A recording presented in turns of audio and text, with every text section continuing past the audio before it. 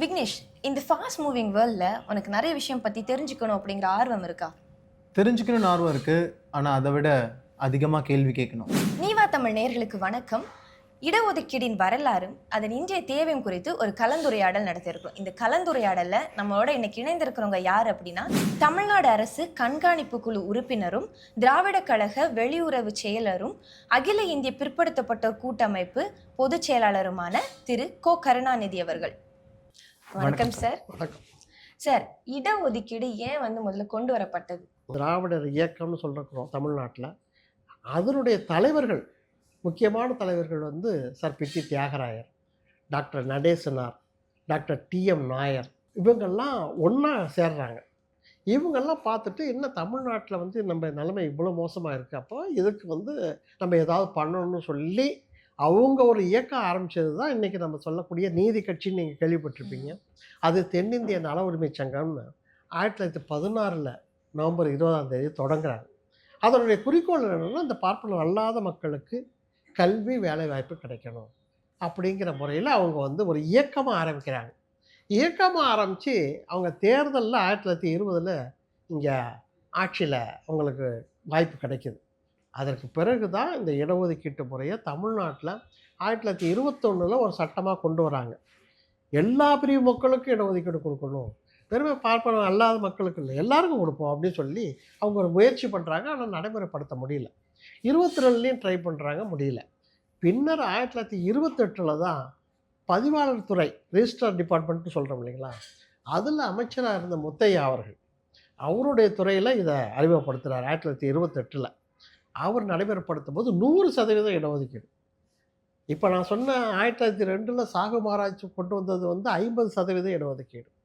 அதே போல் மைசூரில் 1917 பிறகு வந்த இடஒதுக்கீடு 50% இடஒதுக்கீடு பிற்படுத்தப்பட்டவங்க. ஆனால் தமிழ்நாட்டில் கொண்டு வந்தது, அதற்கு பேர் கம்யூனல் ஜீவோன்னு சொன்னாங்க, வகுப்பு வாரி உரிமை அப்படின்னு சொல்கிறாங்க. அது என்னன்னா எல்லா பிரிவு மக்களுக்கும், அதாவது பார்ப்பனர்களுக்கு இடஒதுக்கீடு, ஆங்கிலோ இந்தியர்களுக்கு இடஒதுக்கீடு, பிற்படுத்தப்பட்ட ஒடுக்கப்பட்ட மக்கள், பட்டியலின மக்கள், இஸ்லாமியர்கள் அப்படின்னு எல்லா பிரிவுக்கும் அவங்கவுங்களுக்கு ஒரு எண்ணிக்கை அடிப்படையில் அவங்க ஒரு பிரிவு கொடுக்குறாங்க. அதுதான் முதல்ல 28லேருந்து தொடங்கி எல்லா துறைகள்லையும் போகுது. கல்வி, வேலைவாய்ப்பு, இதெல்லாம் பண்ணுறோம்.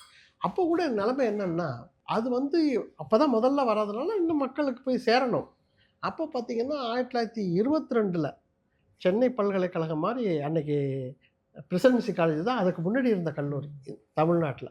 அதில் எல்லா மாணவர்களும் சேர்க்கலான்னு சொல்லி இந்த நீதி கட்சி ஒரு ஆர்டர் போடுறாங்க. அப்போ மாணவர்கள்லாம் மற்ற மாணவர்கள்லாம் சேர்க்காத நிலைமையில் இருந்தப்போ அவங்க ஆர்டர் போடுறாங்க, எல்லா மாணவர்களும் நீங்கள் சேர்க்கணும் அப்படின்னு சொல்லி அவங்க ஆர்டர் போடுறாங்க. இதுதான் நிலைமையாக இருந்தது. ஒரு 400 வருஷத்துக்கு முன்னாடி தமிழ்நாட்டோட நிலைமை, இத்தாலி நாட்டிலேருந்து ஒரு பாதிரியார் வரார், ராபர்ட் டி நொபிலின்னு.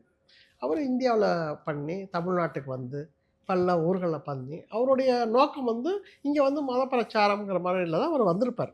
ஆனால் அவர் இங்கே பார்க்கும்போது இங்கே இருக்கக்கூடிய சூழல் வேறு மாதிரி இருக்குது. மக்கள் பல பிரிவுகளாக இருக்காங்க. சில பேர் சௌரியமாக இருக்காங்க, பல பேர் ரொம்ப மோசமான நிலைமையில் இருக்காங்க, கல்வி அறிவு இல்லை அப்படிங்கிற ஒரு ஆய்வு அவருக்கு படுது. அப்போ அப்படி ஒவ்வொரு ஊராக போகும்போது மதுரைக்கு போகிறாரு. மதுரையில் போய் எப்படி இருக்குதுன்னு பார்க்குறாரு. மதுரையை அங்கே உள்ள பள்ளிக்கூடங்கள்லாம் போய் பார்க்கும்போது கிட்டத்தட்ட அந்த காலகட்டத்தில் 1620 கிட்டத்தட்ட 10,000 மாணவர்கள் படிச்சுட்ருக்காங்க. ஆனால் அந்த 10,000 மாணவர்கள் பார்ப்பன சமூகத்தை சார்ந்த மாணவர்கள் அப்படிங்கிறத ஒரு குறிப்பாக இத்தாலி நாட்டுக்கு குறிப்பாக எழுதுகிறார். அதெல்லாம் டாக்குமெண்ட்டாக செயின்ட் ஜோசப் கல்லூரி திருச்சியில் இருக்குது. அதனுடைய உதவி பேராசிரியர் சத்யநாத ஐயர்னு அவர் ஒரு புக் எழுதியிருக்கார், ஹிஸ்ட்ரி ஆஃப் நாயக்ஸ் இன் மதுரைன்னு, 1924 வெளியில். அதில் இந்த குறிப்பை அவர் எழுதுகிறார். எழுதிட்டு இருக்க காரணம் என்னென்னா, மனுஸ்மிருதி அடிப்படையில் அரசர்கள் ஆண்ட காரணத்தினால இந்த பெரும்பான்மையான மக்களுக்கு கல்வியே வாய்ப்பு இல்லை. இதுதான் ஒரு 400 வருஷத்துக்கு முன்னாடி இருந்த நிலைமை. ஆக 1916 பிறகு நீதி கட்சிக்கு தமிழ்நாட்டில் தொடங்கி அவங்க ஆட்சிக்கு நடைமுறைப்படுத்துறதுக்கு பிறகு தான் இந்த இடஒதுக்கீட்டு முறை, அது கம்யூனல் ஜீவோன்னு அவங்க கொண்டு வந்தாங்க. அது சுதந்திரம் வரைக்கும் இருந்தது. இந்தியா சுதந்திரம் அடையும் முறை 47 வரைக்கும் இருந்தது. அதற்கு பின்னர் அரசியல் சட்டம் 50 வரும்போது அதற்கு அதை எதிர்த்து இங்கே வழக்கு போடுறாங்க அந்த உயர் ஜாதி சார்ந்தவர்கள். இது கம்யூனல் ஜீவங்கிறது எங்கள் உரிமையை பாதிக்குன்னு சொல்லி வழக்கு போகுது. அப்படிங்கிற ஒரு வரலாறு வருது. ஆக இந்த இடஒதுக்கீடு முறைங்கிறது எல்லா மாநிலங்களுக்கும் இந்தியா முழுக்க ஒரே நேரத்தில் வரல. ஒவ்வொரு காலகட்டத்திலையும் சமஸ்தானத்துலேயும் வெவ்வேறு மாறி வருது. அதில் முதல்ல கோலாப்பூர் வந்தது, மைசூர் வந்தது, பிறகு தமிழ்நாட்டில் வந்தது. அப்படிங்கிறது தான் ஒரு முன்னுரையாக நான் உங்களுக்கு சொல்ல முடியும். இந்த இடஒதுக்கீடுல நீங்க இந்தியா முழுக்க ஒரே இடஒதுக்கீடு பின்பற்றுறாங்களா அப்படின்னு கேட்டா அது ஒரு பெரிய கேள்விக்குறியா இருக்கு. ஸோ இந்தியா முழுக்க ஒரு விதமான சதவீதத்திலையும் குறிப்பா தமிழ்நாட்டுல வேறு விதமான சதவீதத்திலையும் இந்த இடஒதுக்கீடு இருக்கு. அது ஏன் இந்தியா முழுக்க ஒரே சட்டம் இருக்கிற பட்சத்துல தமிழ்நாட்டுல மட்டும் ஏன் இந்த விதிவிலக்கு விதிச்சிருக்காங்க? இது என்ன விதமான அரசியல் கோட்டா இல்ல அதோட வழியா சட்ட ரீதியான என்ன அணுகுமுறை நடத்திருக்கு தமிழ்நாடு? இந்தியா முழுக்க ஒரே மாதிரியான இடஒதுக்கீடு முறை அப்படிங்கிறது வந்து எதன் அடிப்படையில் வரணும்? ஜாதியின் அடிப்படையில் தான் இந்த இடஒதுக்கீட்டு முறையை நம்ம உருவாக்கி இருக்கிறோம். அதன் காரணமாக தான் கல்வி மறுக்கப்பட்டது. சமூக அந்தஸ்து கிடையாது. கல்வி மறுக்கப்பட்டது மட்டுமல்ல, சமூக அந்தஸ்தே இல்லை அவர்களுக்கு சொத்துரிமை கிடையாது.